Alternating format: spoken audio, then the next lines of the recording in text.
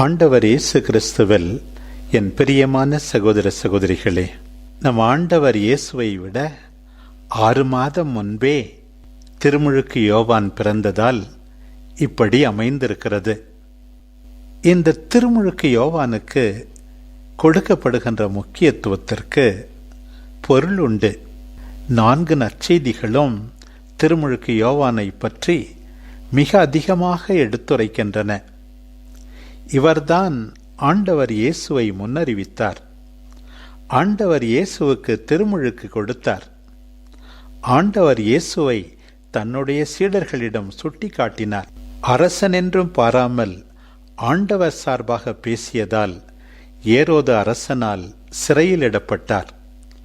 ஏரோதியாளின் சூழ்ச்சியினால் கொல்லப்பட்டார். குறிப்பாக லூக்கா நற்செய்தியில் அன்னை கன்னிமரியாவிடம் இயேசுவின் பிறப்பு முன்னறிவிக்கப்பட்டது போல சக்கரியாவிடம் திருமுழுக்கு யோவானின் பிறப்பு அறிவிக்கப்படுவதை பார்க்கிறோம். ஆண்டவர் இயேசு பிறந்தது 2ஆம் அதிகாரத்தில் சித்தரிக்கப்படுவதற்கு முன் யோவான் பிறந்தது, அதை குறித்து அனைவரும் மகிழ்ந்தது எல்லாம் முதல் அதிகாரத்தில் விளக்கமாக சொல்லப்பட்டிருக்கிறது. எந்த அளவுக்கென்றால் இயேசுவின் பிறப்பை விவரிக்க 21 வசனங்கள், ஆனால் திருமுழுக்கு யோவானின் பிறப்பை விவரிக்க 24 வசனங்கள். ஆயினும் இந்த 24 வசனங்களில் பெரும்பாலானவை ஆண்டவரை சுட்டி காட்டுகின்றன என்பதையும் நாம் மறந்துவிடக்கூடாது. 4ஆம் நூற்றாண்டிலேயே கிறிஸ்மஸ் விழாவை கொண்டாட தொடங்கினார்கள் என்றால் 5ஆம் நூற்றாண்டிலேயே திருமுழுக்கு யோவானின் பிறப்பு விழாவையும் கொண்டாட தொடங்கிவிட்டார்கள். எருசலேமிலிருந்து சுமார் 10 கிலோமீட்டர் தொலைவில் உள்ள ஐன் கரீம் என்ற ஊரில் அவர் பிறந்ததாக கருதி அங்கே ஒரு அழகிய பைசாண்டைன் ஆலயத்தை கட்டினார்கள். கீழே திருச்சபைகளில் ஆயருக்கென்று குருவுக்கென்று கோயில்களில் ஒரு கதவு இருக்குமாம். அந்த கதவில் மாட்சிமையோடு ஆண்டவர் இயேசு சித்தரிக்கப்படுவார். அவருடைய வலது பக்கம் அன்புத்தாய் அன்னை கன்னிமரியாவும் இடது பக்கம் திருமுழுக்கு யோவானும் சித்தரிக்கப்படுவார்களாம். ஒரு பக்கம் ஆண்டவரை இந்த உலகிற்கு கொடுத்த தாய், இன்னொரு பக்கம் இதோ இறைவனின் செம்மறி, இவரே உலகின் பாவங்களை போக்குபவர் என்று ஆண்டவரை சுட்டி காட்டிய திருமுழுக்கு யோவான். நல்ல பெற்றோர்களுக்கு பிறந்தவர் திருமுழுக்கு யோவான். அவர்களை பற்றி லூக்கா நற்செய்தியில் என்ன வாசிக்கின்றோம்? 1ஆம் அதிகாரம் 6வது வசனத்தில் கடவுளின் பார்வையில் நேர்மையானவர்களாம், ஆண்டவருடைய கட்டளைகளுக்கும் ஒழுங்குகளுக்கும் ஏற்ப குற்றமற்றவர்களாய் நடந்து வந்தவர்களாம். பிரியமானவர்களே, உண்மையாகவே நாம் எல்லாரும் நேர்மையானவர்களா? உண்மையாகவே குற்றமற்றவர்களாய் நாம் வாழ்கின்றோமா? அத்தகையவர்களுடைய ஜெபத்தை ஆண்டவர் கேட்கிறார். வான தூதர் முதலாக சக்கரியாவிடம் சொல்லுகின்ற வாக்கியத்தை பாருங்கள். அஞ்சாதீர், உமது மன்றாட்டு கேட்கப்பட்டது. திருமுழுக்கு யோவானை பற்றி வான தூதர் கபிரியேல் என்னவெல்லாம் சொல்லுகின்றார் பாருங்கள். முதலில் அவருடைய பெயர் யோவான். யோவான் என்றால் ஆண்டவர் அருள் செய்கின்றார் என்று பொருள்.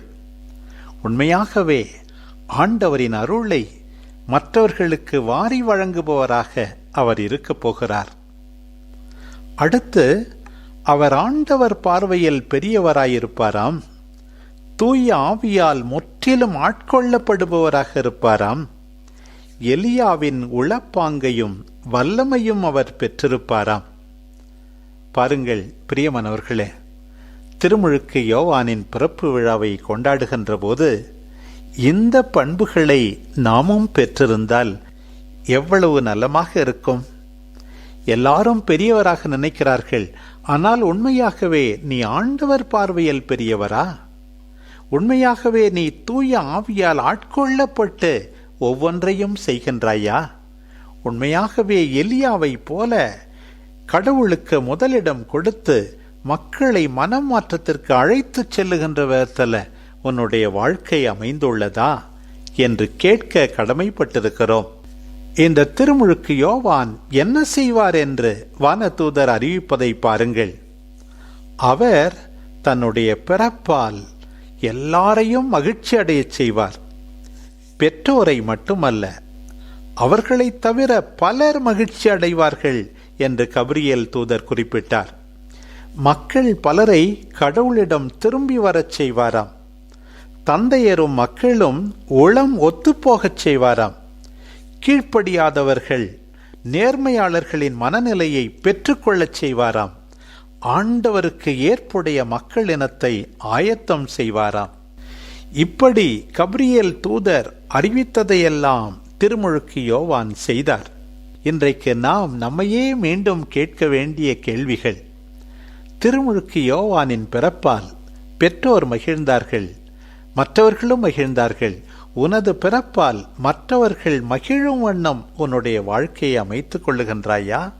முறிந்த உறவில் இருக்கின்ற எத்தனை பேரை நீ ஒத்துப்போகச் செய்திருக்கிறாய்?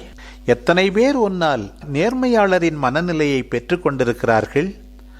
ஆண்டவருக்கு ஏற்புடைய மக்கள் இனத்தை நீ உருவாக்குகின்றாயா? இந்த கேள்விகளுக்கெல்லாம் நாம் தகுந்த பதில் அளித்தால்தான் திருமுழுக்கு யோவானின் பிறப்பை கொண்டாடுவதற்கு அர்த்தம் உண்டு. நற்செய்தியை அறிவித்த கபிரியேல் தூதருக்கு செக்கரியாவின் பதில் என்ன? முதிர்ந்த வயதில் ஈசாக்கை பெற்ற அபிரகாமையும் சாராவையும் தெரிந்தவர்தான், நம்பியவர்தான். ஆனால் அத்தகைய ஒரு நிகழ்வு தன் குடும்பத்தில் நிகழப்போகிறது எனும்போது அவர் நம்ப மறுத்தார். இதயத்தை மூடிவிட்டாயா? உன் வாயை மூடுகிறேன் என்ற விதத்துல பேச்சாற்றலை இழக்க நேரிடுகிறது சக்கரியாவுக்கு. 1ஆம் அதிகாரம் 57 முதல் 66 வரை கொடுக்கப்பட்டுள்ள இன்றைய நற்செய்தி பகுதி திருமுழுக்கு யோவானின் பிறப்பையும் அவருக்கு எவ்வாறு பெயர் சூட்டப்படுகிறது என்பதையும் நமக்கு விவரிக்கின்றது. கபிரியேல் தூதர் அறிவித்தவாறே எல்லாரும் மகிழ்ந்தார்கள் திருமுழுக்கு யோவானின் பிறப்பின் போது. 8ஆம் நாளில் குழந்தைக்கு விருத்த சேதனம் செய்து பெயர் சூட்டவும் எல்லாரும் கூடியிருந்தார்கள். தந்தை சக்கரியாவின் பெயரையே அந்த குழந்தைக்கு இட வேண்டும் என்றார்கள். இதுவரை பேசாமல் இருந்த குழந்தையின் தந்தை சக்கரியா எழுத்து பலகை மூலமாகவும் அவருக்கு யோவான் என்றுதான் பெயரிட வேண்டும் என்று இறைவனுடைய கட்டளையை நிறைவேற்றினார்கள். அப்பொழுதே சக்கரியாவின் வாய் திறந்தது, நா கட்ட வீழ்ந்தது. அவர் கடவுளை போற்றி புகழ்கின்றார். நடந்த நிகழ்வுகள் அத்தனையிலும் ஆண்டவரின் கரம் இருப்பதை நாம் புரிந்து கொள்ள முடியும். இன்றைய முதல் வாசகம் இறை ஊழியன் தேர்ந்து கொள்ளப்பட்டதை பற்றி குறிப்பிடுகிறது. ஆம், திருமுழுக்கு யோவான் தலை சிறந்த இறை ஊழியன். அவரையும் ஆண்டவர் கருப்பையில் இருக்கும் போதே யோவான் என்று பெயர் சொல்லி அழைத்தார். அவருடைய தாய் வயிற்றில் உருவாகும் போதே பெயர் சொல்லி அவரை கூப்பிட்டார். அவருடைய வாயையும் கூரான வாளாக்கினார். ஆண்டவருடைய வார்த்தையை அச்சமின்றி மக்களுக்கு எடுத்துரைத்து மனம் திரும்புங்கள் என்று அழைத்தவராயிற்றே. ஆண்டவருடைய வார்த்தையை ஏரோதிடம் எடுத்துரைத்தவராயிற்றே. நீ உன் சகோதரனுடைய மனைவியை வைத்திருக்கலாகாது என்று. அவரையும் ஆண்டவர் பளபளக்கும் அம்பாக வைத்திருந்தார், பாதுகாத்தார், அம்பாரா துணியில் மறைத்து கொண்டிருந்தார். அவருக்கு தெரியும் எந்த நேரத்தில் உன்னை பயன்படுத்த வேண்டும் என்று, எந்த வேலையை செய்து முடிக்க உன்னை அனுப்ப வேண்டும் என்று. தேர்ந்தெடுக்கப்பட்ட ஊழியனின் பணி எவ்வாறு குறிப்பிடப்பட்டுள்ளது என்று பாருங்கள். ஆண்டவரை விட்டு தொலைவில் இருக்கின்ற யாக்கோபை ஆண்டவரிடம் கொண்டு வர வேண்டும். சிதறுண்ட இஸ்ராயேலை ஒன்று திரட்ட வேண்டும். சமாதான பணி, அன்பின் பணி, ஒன்றிணைக்கும் பணி, இதுதான் ஆண்டவரால் தேர்ந்து கொள்ளப்பட்டவர்களின் பணி. உலகம் முழுவதும் மீட்பை அடைய பிற இனத்தாருக்கு ஒளியாக தேர்ந்தெடுக்கப்பட்டவர்கள் இருக்க வேண்டும். திருமுழுக்கு யோவான் மட்டுமல்ல, ஆண்டவரில் நம்பிக்கை கொண்டவர்கள், அவருடைய சீடர்கள் என்று அறிக்கையிடுகின்ற அத்தனை பேரும் அதே பணியை தான் செய்ய வேண்டும். மற்றவர்கள் நம்மை மதிக்கிறார்களோ இல்லையோ, அந்த ஊழியனைப் போல ஆண்டவர் பார்வையில் நாம் மதிப்பு பெற்றவர்கள் என்பதை உணர்ந்து கொள்ள வேண்டும். ஐயோ, என்னால் எதுவுமே முடியாது, நான் சாதாரணமானவன் என்று சொல்லிக் கொண்டிருப்பதில் பயனில்லை. ஆண்டவரே என் ஆற்றல் என்று அந்த ஊழியன் சொல்வது போல நாமும் சொல்ல வேண்டும். எவ்வளோ பாடுபட்டேன், உழைத்தேன், எல்லாம் வீணாய் போய்விட்டது என்கின்ற விரக்தி சிலரை ஆட்டி படைக்கின்றது. அத்தகையவர்களுக்கு இன்றைக்கு ஆண்டவர் சொல்லுகின்ற செய்தி, எனக்குரிய நீதி, என் பணிக்கான பரிசு ஆண்டவரிடமிருந்தே வரும் என்பதுதான். நாம் பிறந்தது, திருமுழுக்கு பெற்றது, திரு அவையில் வளர்வது, அருளடையாளங்களை பெறுவது எதற்காக தெரியுமா? ஆண்டவருடைய ஊழியராக ஒவ்வொரு நாளும் வாழ பணிபுரியத்தான். நம் வாழ்வின் வழியாக, நம்முடைய செயல்பாடுகளின் வழியாக ஆண்டவரை மாட்சியுறச் செய்வதுதான். நீ என் ஊழியன், உன் வழியாய் நான் மாட்சியுறுவேன் என்று சொல்கின்றாரே, அந்த ஆண்டவருடைய வார்த்தைகளை நாம் வாழ்வாக்க வேண்டும். நமக்குரிய நீதி, நம் பணிக்கான பரிசு ஆண்டவரிடம் இருக்கிறது என்று அந்த ஊழியனைப் போல நம்பி காத்திருக்க வேண்டும். பிரியமானவர்களே, திருமுழுக்கு யோவானை குறித்து ஆண்டவருக்கென்று ஒரு திட்டம் இருந்தது.